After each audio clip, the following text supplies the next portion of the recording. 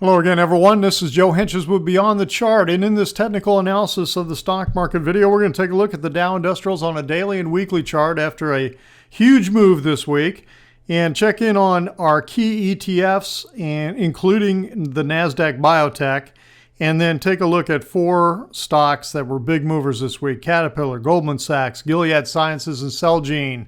So stay tuned.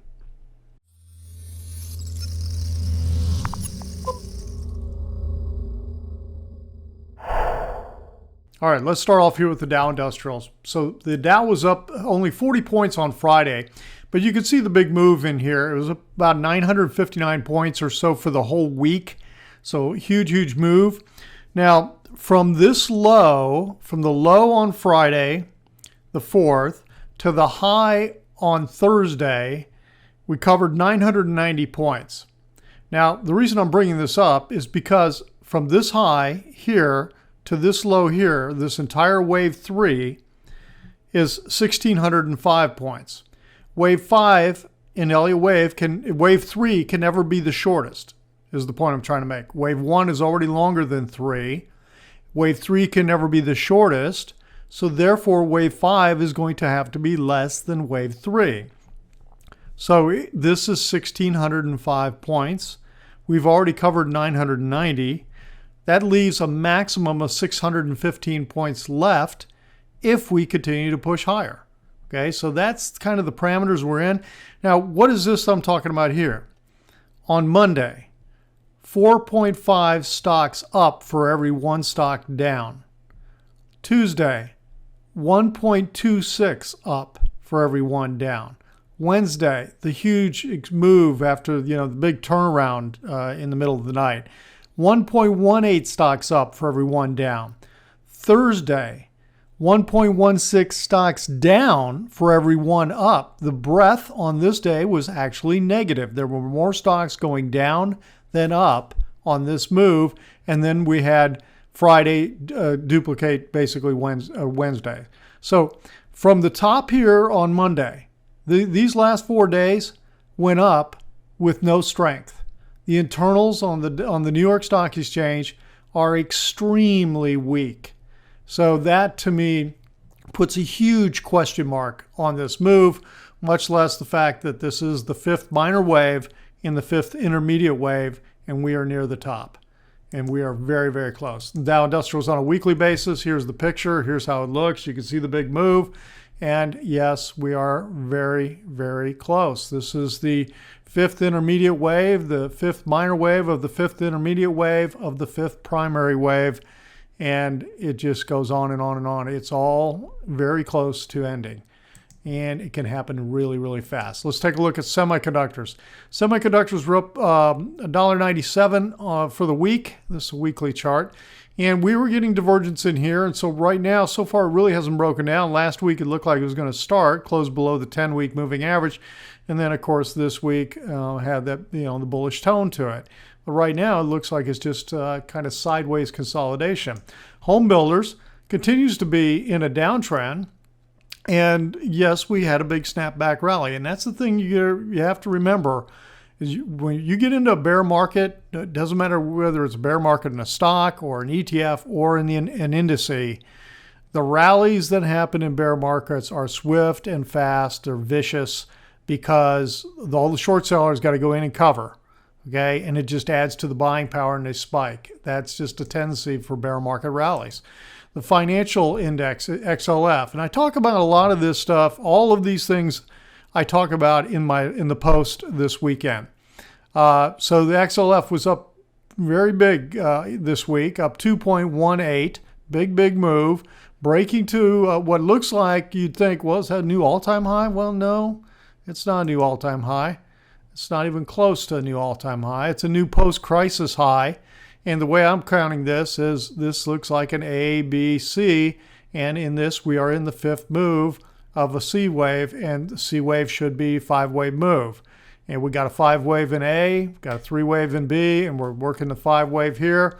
And then I would expect we could draw a trend line across the bottom in here.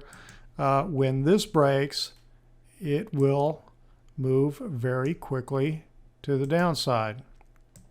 So that's a key trend line in here. So that's the picture right now on XLF. Yes, it's broken to the upside right now. We'll see what kind of follow through we get.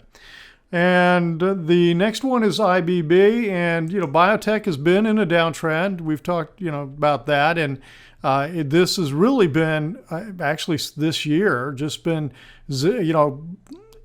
what do you call bouncing around sideways in a consolidation. I want to say zigzag, but it's just bouncing around between like actually 240 and 250 to 300 or 290 to 300. So yeah, we got a really sharp move here. But we've had what, 3, 4, 5, 6, a 6-week downtrend in here. So now it'll be interesting to see, does it take out this high? Do we get a higher high in here or not? Right now, we're still kind of trending to the downside. And let's see, that's the last ETF I'm going to look at. I'm going to look at big mover Caterpillar. Okay, so CAT, because of infrastructure, what did Trump talk about? Trump talked about infrastructure, and everybody started going crazy on CAT stock. CAT was up big this week, up $10.70. Big move here, but it also looks like this is a counter-trendish type move. Now, it is deep so far. Here's the whole picture on CAT. When you look from the low in March 2009, this stock really peaked out in 2011 into 2012. There's kind of a little double top up here. Came down, a little rally back, but we've now broken down and had a pretty deep move here from 2014, mid-2014 into the January low, and this has been the rally since then. So the real question mark again on this is how much continuation do we get to the upside? Right now, you got to say on a weekly chart, it's still trending to the upside, at least on a short to intermediate term basis on the weekly chart. And so that was a big mover. The financials, like we talked about, is a big mover. Goldman Sachs, look at this move. It's a huge move. It looked like we had a 5-wave move down. Now we're getting a pullback, and it kind of overshot this trend line. Where is that trend line coming from? Well, that's coming from the financial crisis low. So again, as you can see, this is not an all-time high. This is a post-crisis high in here, and the all-time high is up here around 250. So again, a huge move. We're outside the Keltner channels.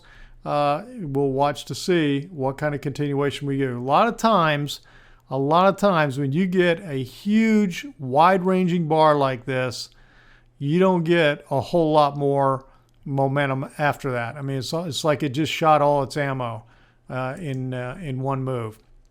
And no guarantees, but I'm just saying a lot of times I see that. That's why many times when I'm looking at daily charts that I will hesitate to put on a setup if the setup's going to include a wide-ranging bar, because a lot of times that wide-ranging bar is very close to the conclusion of the short-term move. All right, so let's take a look at Gilead Sciences is the next one I want to look at.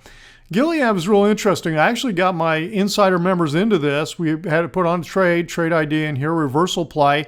Nice move, 124% play on an option play in 2 days. We got in here on Tuesday and exited with this huge move on Wednesday. And actually, this was Monday. Got in on Monday. There's Tuesday and got out here on Wednesday with this huge move. And actually this entire range, to show you the dynamics of what happened with this entire range happened in the first 5 minutes of trading on Wednesday. All right, that's Gilead Sciences. It continues in a downtrend. I mean, you really can't get super bullish about this right now. And look how it gave back for the week. Look how it gave back. And then the last one we'll look at is Celgene. And boy, Celgene really exploded, even more so than Gilead. I wish I had been in this one. This was a huge spike up. Okay, so here's Celgene on the weekly chart for it. You can see a big move here. It does look like we've just had a lot of sideways consolidation over the last year and a half as it kind of trended down to sideways. This could be a breakout move of some kind, but we've also had one heck of a move in this stock for quite a while. So it's a little hard to read at this point, and I guess I'd be watching. I'm not sure I'd be diving in after a huge week like that. But we'll continue to watch Celgene. It is one of the stocks I do watch on a regular basis. So, all right, that's the picture for today. You can see on a daily chart how extreme it's gotten way outside the Keltner channels here, which when you get outside there very fast, you're usually at an extreme. Okay, so that's the picture for today, and I hope you found that helpful. And if you did, please hit the like button. And oh, by the way, I want to make sure you're aware of, I have added on the membership, if you go over to the membership page on the website, and here's the website, joehentges.net, I've added a new level so that my detailed market analysis is available for folks who just want something on the weekends 4 times a month. So that is available, and you can check that out, and I've got that out there on the membership page. So I've now got 2 levels.